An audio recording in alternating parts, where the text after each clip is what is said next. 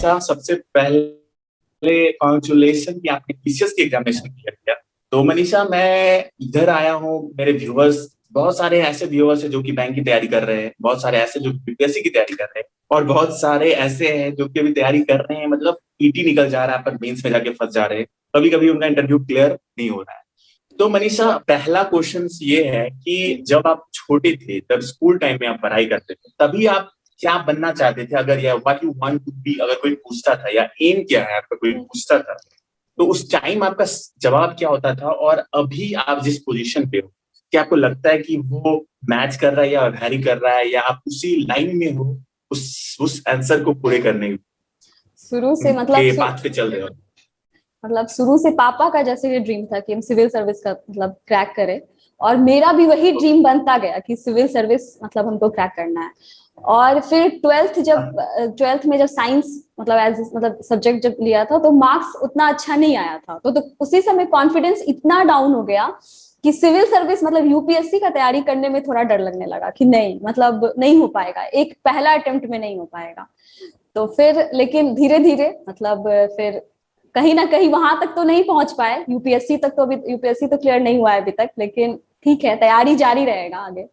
PCS, आप तुम एक तरफ से मेरे को बताओ कि यार, अगर जैसे पहले क्या था ना कि लोग कहते थे कि पीसीएस की तैयारी करनी है तो प्योरली आपको जीके जीएस वगैरह पढ़ना पड़ेगा, और बैंक की तैयारी करनी है तो ऐसे करना है। बट तुम्हारा कॉम्बिनेशन मेरे को बार बार एक सवाल पूछने में मजबूर कर रहा है कि अभी अगर तुम बैंक पे हो प्रेजेंट में, और तुमने बीपीएससी भी क्लियर किया, तो मेरे को बताओ कैसे तुमने कंबाइन किया और कैसे स्ट्रेटेजाइज किया सब कुछ को, और कैसे पढ़ा? ये सारा कुछ थोड़ा डिटेल में बताओ, जो कि मेरे एस्पिरेंट्स जो देख रहे हैं वो इससे कुछ सीख पाए।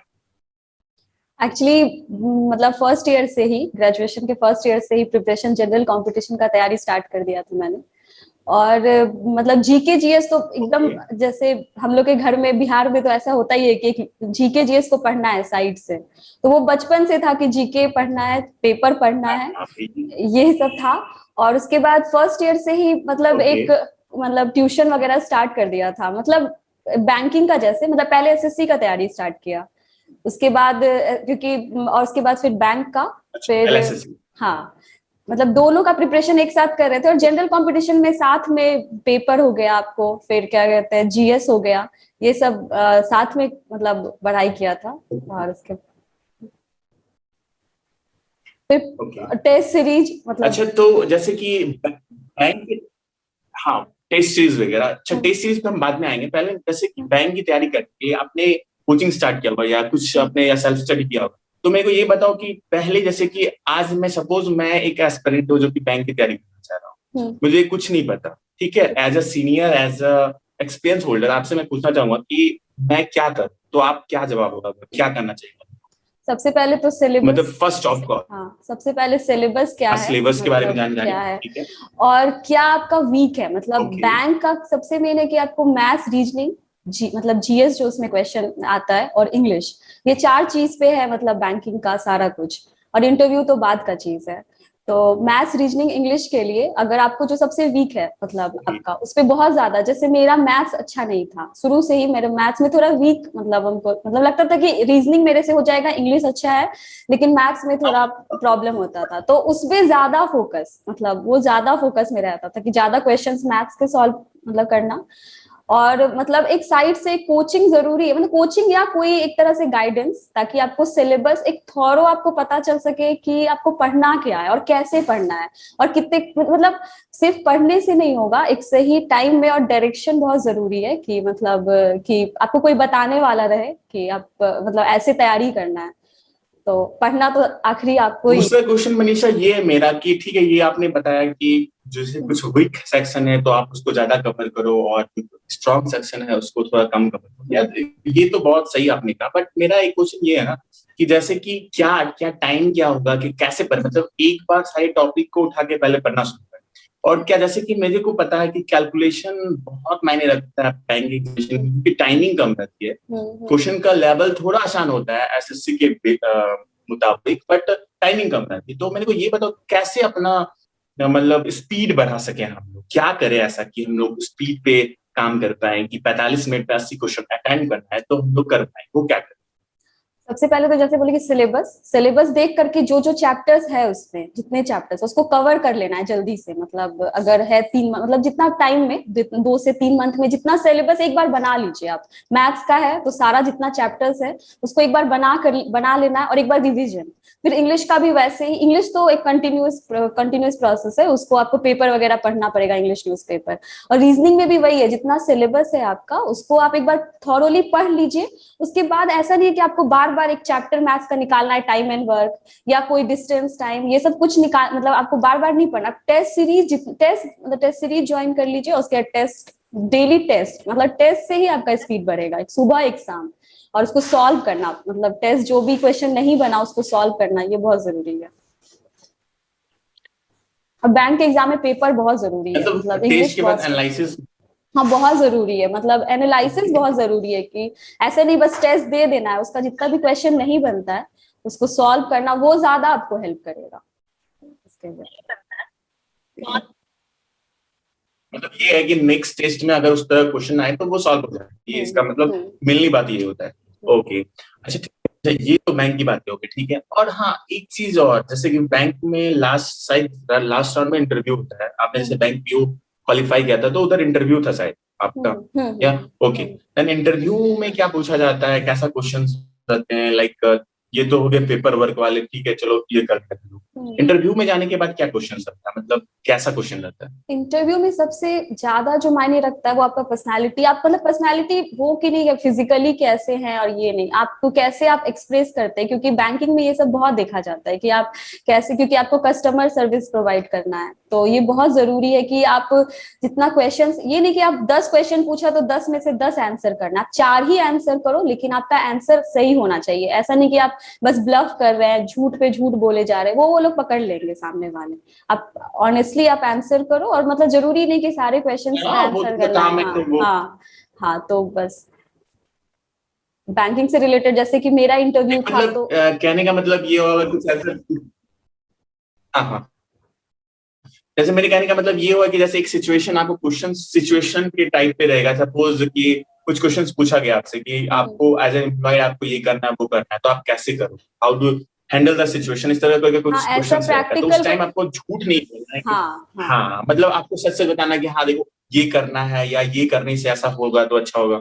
मतलब वैसा करके अगर आप 4-5 क्वेश्चन भी देते हो सही सही तो आपका हो जाना है। क्योंकि उनको भी ओके पता ओके। है, उनको भी पता है कि आप न्यू ज्वाइन कर रहे हैं, आपको बैंक का काम क्या है, आपको उनको भी पता है कि आपको कुछ नहीं पता है, लेकिन आप एक, नहीं पता है जी। हाँ कि आप ऐसा नहीं कि मतलब सारा क्वेश्चन का आंसर करना है, मतलब कुछ आंसर्स कर दे कि ताकि मतलब उनको लगे कि नहीं इसमें है पोटेंशियल, ये आगे अच्छा कर सकती है या कर सकता है, मतलब एक रैंडम क्वेश्चन, जैसे रैंडम क्वेश्चन जब भी पूछा, इसका मतलब आपके पास रैंडमनेस के साथ सवाल जवाब करने का या आंसर देने का कैपेबिलिटी है वो देता है। क्योंकि आप हाँ कस्टमर से जब मिलते हैं तो कुछ तैयार सिलेबस नहीं रहता है कि हाँ आएगा तो मैथ का 2 क्वेश्चन ही पूछेगा, वैसा जैसा कुछ रहता है। सही डे टू डे लाइफ का बात रहता है, तो उसमें आप कितना जल्दी उसको आंसर कर सकते हो वो देखना होता है।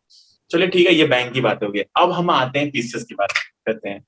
बीपीएससी आपने कंप्लीट किया है, अभी 64 बीपीएससी जो हुआ था वो आपने कंप्लीट किया, तो उस बारे में हम बात करेंगे। ठीक है, तो सबसे पहला बात मेरा ये है कि एज अ बैंक पीओ होने के साथ आपने बीपीएससी के एग्जामिनेशन क्वालिफाई किया, तैयारी की, तो वो तैयारी कैसी थी, आपने क्या क्या किया, मतलब साथ में क्या किया? जैसे कि बीपीएससी के लिए अलग से जीके जीएस पढ़ा, या फिर अलग से टाइम निकाला कुछ ऐसा, या फिर कुछ और स्ट्रेटेजी था आपका, वो बताइए। जैसे कि बीपीएससी का सिलेबस आप देखेंगे तो हिस्ट्री क्वेश्चंस, मतलब ज्यादा क्वेश्चन हिस्ट्री से रहते हैं, उसके अलावा पॉलिटिकल साइंस, इकोनॉमिक्स, मैथ्स आपका, फिर ये सारे क्वेश्चन साइंस से ये क्वेश्चन रहते हैं। जैसे कि मेरा बैकग्राउंड है, करंट करंट। हाँ हाँ, जैसे मेरा बैकग्राउंड रहा 12th तक साइंस रहा, तो साइंस से मुझे मतलब 12th तक का ही क्वेश्चन बेस्ड रहता है, बीपीएससी में जितना भी क्वेश्चन रहता है 12th तक का ही क्वेश्चन साइंस में रहता है। उसके बाद ग्रेजुएशन का जो मेरा सब्जेक्ट था इकोनॉमिक्स, वो मेरा उस मतलब उससे जो भी क्वेश्चंस थे वो सॉल्व हो जाते थे। पब्लिक पॉलिटिकल साइंस मेरा सब्सिडरी था, तो मतलब मेरा सब्जेक्ट ऐसे थे कि जिससे, और मैथ्स भी मेरा सब्सिडरी में था, तो सारे सब्जेक्ट्स उधर से कवर हो गए मतलब मेरे ग्रेजुएशन के कारण। और जीके जीएस जैसे बोल रहे कि हम शुरू से जीके जीएस शुरू से मतलब ग्रेजुएशन के स्टार्टिंग से पढ़ा है, तो इसीलिए ओके। हम्म, फिर तो फिर मतलब ये, हाँ हाँ हाँ, कंटिन्यू कीजिए आप। हाँ, बोले प्रीलिम्स फिर निकला रिजल्ट। उस समय हम एलआईसी में थे, एलआईसी में एज ए क्लर्क ज्वाइन किए था मैंने। अच्छा, हाँ हाँ, पहला हाँ जॉब आपका as a NIC as a कलर बना, हाँ, ठीक है। क्लर्क में थे उस समय। तो प्रीलिम्स उस समय निकला था, तो उस समय पटना में ओके पोस्टिंग था, तो वहीं पे कोचिंग मतलब टेस्ट सीरीज बस मेंस के लिए ज्वाइन कर लिए थे बस।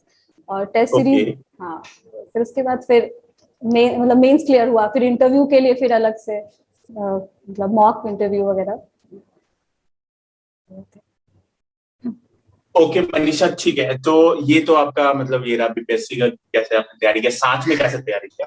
एक क्वेश्चन और बनता है ये कि जैसे कि बीपीएससी लोग कहते हैं कि बीपीएससी का प्री निकालना हम्म। आसान है मेंस के कंपेयर में, और मेंस टफ है। तो मेंस क्यों टफ है, और मतलब ऐसा क्या है कि मेंस निकालने में लोगों को परेशानी होती है, वो थोड़ा बताएं। और मेंस में आपका क्या रिजल्ट रहा था, आई मीन टू से कि जैसे जीएस पेपर 1 होता है, जीएस पेपर 2 होता है, फिर इंटरव्यू का मार्क्स जोड़ के हम्म। शायद मार्किंग होते हैं। तो हम्म। जीएस पेपर 1 में आपको कितना मार्क्स था, जीएस पेपर 2 में कितना मार्क्स था, और हम्म। इंटरव्यू में आपको कितना मार्क्स आया था, वो भी थोड़ा डिस्कस करें। और कैसे क्या करना है मेंस के लिए तैयारी, वो बताएं। हम्म।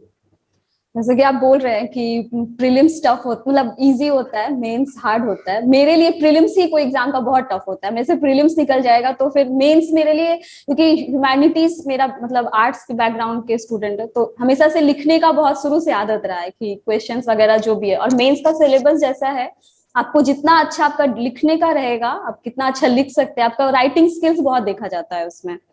तो वही है कि मेन स्टफ नहीं है, बस आपको थोड़ा ध्यान देना होगा, पेपर पढ़ना होगा हमेशा, और जितने भी करंट अफेयर जो करंट टॉपिक चल रहे हैं, क्योंकि जीएस में जो भी क्वेश्चन पूछे जाते हैं बीपीएससी में, वो कहीं ना कुछ चीजें जो चल रहा है हमारे मतलब अभी मतलब करंट में, वो उससे रिलेटेड ही क्वेश्चंस रहते हैं। हिस्ट्री तो एक स्टैटिक है, उससे तो कुछ, उससे आप कुछ छेड़छाड़ नहीं कर सकते। लेकिन जो भी आपका जीएस में भी क्वेश्चन मतलब साइंस से भी रिलेटेड क्वेश्चन होगा, तो वो इन्वेंशन कुछ भी हो रहा है नया, तो उससे रिलेटेड क्वेश्चंस रहेंगे। इन्वायरमेंट एक फिक्स टॉपिक है, तो इसलिए प्रीलिम्स से ज्यादा हमको जैसे लगा कि मेंस मेरे मतलब सॉरी मेंस से ज्यादा प्रीलिम्स हमको ज्यादा मतलब लगता है कि टफ है। अगर प्रीलिम्स निकल जाता है तो अगर आप लिखने का मतलब राइटिंग स्किल्स अच्छा है तो आप कर सकते हैं उसको पूरा।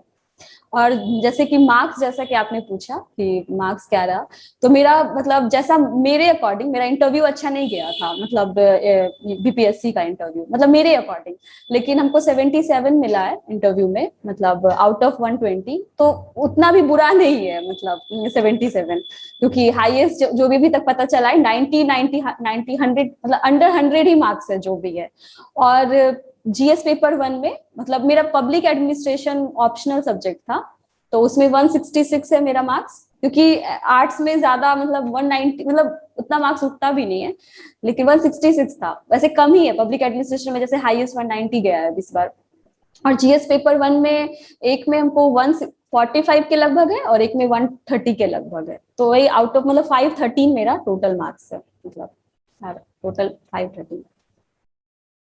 ओके चलो, ये तो आपका मतलब मेंस का था। हाँ, आपने एक बात सही बोला, मतलब कि अगर मेंस के लिए हम्म। आपके राइटिंग स्किल अच्छा होना चाहिए, यानी कि आपको लिखने ऑब्वियस है, क्योंकि ये बात अगर आप सब्जेक्टिव पे आते हो और लिखने की प्रैक्टिस नहीं है, तो वहां पे आपको दिक्कत होगी। हम्म। और ये भी आपका रिकॉर्ड रहा है कि आपने जिसका जिसका प्री निकाला उसका मेंस निकाला है। तो ये रिकॉर्ड के बारे में आप क्या, मेरे को लग रहा है अब ये सीक्रेट मेरे को पता चल गया कि प्री निकालने का मेंस निकालने का कारण क्या है, क्योंकि आपको प्री टफ लगता था, मेंस हाँ जी। आसान लगता था। हाँ, यही क्योंकि था। हमको भी ऐसा लगता है कि प्री अच्छा, को और एग्जाम मेरे को निकल लगता है कि जाएगा तो आप फिर मेंस निकल जाएगा, मेंस निकाल लेंगे, प्री मेंस मेरे लिए टफ है, मेरे लिए प्री ही टफ है। निकाल, एक अच्छा मतलब एक अच्छा वाइब आ रहा है कि आप ये बोले प्री निकालने का मेंस निकल ही जाएगा। अरे अच्छा है, अच्छा बिल्कुल साउंड कर रहा है ये बिल्कुल सुन। बिल्कुल। और एक चीज और है, जैसे कि प्री निकालने के बाद ना क्या होता है, मेरे को लगता है कि ना सब जो बच्चे प्री निकालते हैं पहले और मेंस नहीं निकालते हैं, तो कहीं ना कहीं वो थोड़ा लैग करते हैं कि पहले प्री की तरह तैयारी करना शुरू कर देते हैं, फिर मेंस बिल्कुल। के लिए सोचते हैं, शायद हाँ वो कहीं ना कहीं जी। वो क्लिक नहीं हो पाता और मेंस में शायद रह जाता मतलब है। और कभी स्टार्ट, कभी हाँ, एक दो नंबर से किसी भी कोई भी एग्जाम का लग अगर तैयारी, हाँ कोई भी एग्जाम का तैयारी करना है ना, तो मतलब ये नहीं कि हम पहला क्लियर होगा तो हमको जो 2 महीना का टाइम मिलेगा उसमें हम दूसरा तैयारी, आपको स्टार्टिंग से सब कुछ लेके चलना पड़ेगा। मेंस इंटरव्यू तक आपका वैसा होना चाहिए प्रिपरेशन कि आप मतलब एक बार निकले तो पूरा निकाल ले, मतलब प्री मेंस इंटरव्यू। ऐसा नहीं कि गैप गैप करके, क्योंकि इतना टाइम मिलता नहीं है कोई एग्जाम में कि आपको इतना टाइम मिलेगा, और सिलेबस बहुत ज्यादा रहता है, पढ़ना बहुत ज्यादा रहता है, तो इसीलिए साथ में लेकर के तैयारी करना है। जब करना है तो साथ में करो कि हाँ ये वाला करना है तो मेरे को साथ में। ओके चलो सही है।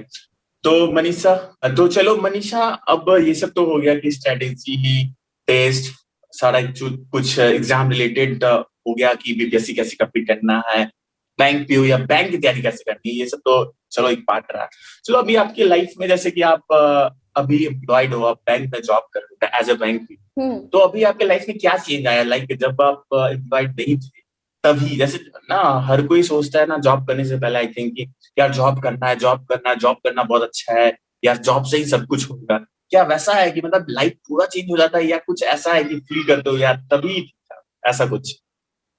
बिल्कुल तो लाइफ नहीं चेंज होता है, लेकिन टाइम जो है ना वो बहुत मतलब कम होता जाता है। मतलब जो पहले रहता था कि सबके साथ मतलब फैमिली को टाइम, मतलब ये सब आपका कम होते जाएगा। और बैंकिंग जैसा कि आप जानते ही है कि 10 मतलब टाइमिंग वहां बहुत मैटर करता है। आपको 10 बजे पहुंचना है तो पहुंचना है।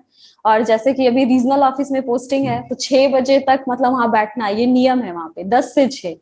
तो आप उसके बाद आते और ऐसे और दिन भर काम ही रहता है वैसा, मतलब आप बैठ करके मतलब ठीक है मतलब फील्ड विजिट नहीं है लेकिन बैठ करके काम करना है। तो टाइम सबसे पहली बात है कि जैसे पहले रहता था कि कहीं भी घंटों बैठ करके फोन पे बैठ करके बात कर रहे हैं, ये सब चीज में बहुत पहला चीज कमी आ जाता है। दूसरा चीज, हाँ फैमिली में रिकग्नाइजेशन तो जरूर मिलता है कि हाँ मतलब कोई अच्छा कर मतलब है, कोई मतलब इस पोस्ट पर है। फैमिली भी आपको दूसरे नजरिए से देखने लगती है, मतलब पेरेंट्स भी। और मतलब यही है कि टाइम का इशू है बहुत ज्यादा, मुझे हमको सबसे ज्यादा कमी बस टाइम का लगता है कि टाइम नहीं मिल पाता है कोई चीज के लिए। और एक चीज, हाँ, एक चीज मैं ऐड करना चाहूंगा, मुझे लगता है कि टाइम के साथ साथ लोग कहते थे ना पहले, तो जैसे कि मैं समझता हूँ कि जॉब करने से पहले लोग प्लान करते हैं यार जॉब करूंगा तो यहाँ घूमूंगा, वहां जाऊंगा, सबसे हम्म। पहले ये करूंगा, आपको सारा छुट्टी ही प्लान नहीं रहता है। आई मिलेगा, थिंक ये छुट्टी ही प्लान नहीं धरे के धरे मिलेगा, रह जाता है। छुट्टी ही नहीं मिलेगा। आपके छुट्टी, पास छुट्टी रहते हुए भी हाँ आपको मतलब ये छुट्टी नहीं मिलेगा। ओवरऑल अगर इसका वो निकाला जाए तो आपकी लाइफ में बस ये चेंज हुआ कि रिकॉग्निशन फैमिली की तरफ से वो थोड़ा अलग हो गया, डिफरेंट वे हम्म। में आने लगा। हम्म। ये मनीषा से मनीषा जी हो गए और आपके आने के बाद मिलने के लिए भीड़ लग जाती है, ये होता होगा फैमिली की तरफ से। भीड़ तो नहीं बाकी है बात, वैसा। लेकिन हाँ वही मतलब बोले तो कि घूमना मतलब जैसे कि आप सोचोगे कि बहुत घूमेंगे ये इंजॉय करेंगे, लेकिन आपके पास छुट्टी, बोला ना कि छुट्टी रहने पे भी आपको छुट्टी नहीं मिलेगा, ऐसा रहता है। आप यही सीन है। और उसके बाद एक टाइम के बाद मेरे को लगता है कि अगर 2 3 4 साल निकल जाने के बाद फिर आप उसमें ढल जाते हो, फिर उतना हम्म।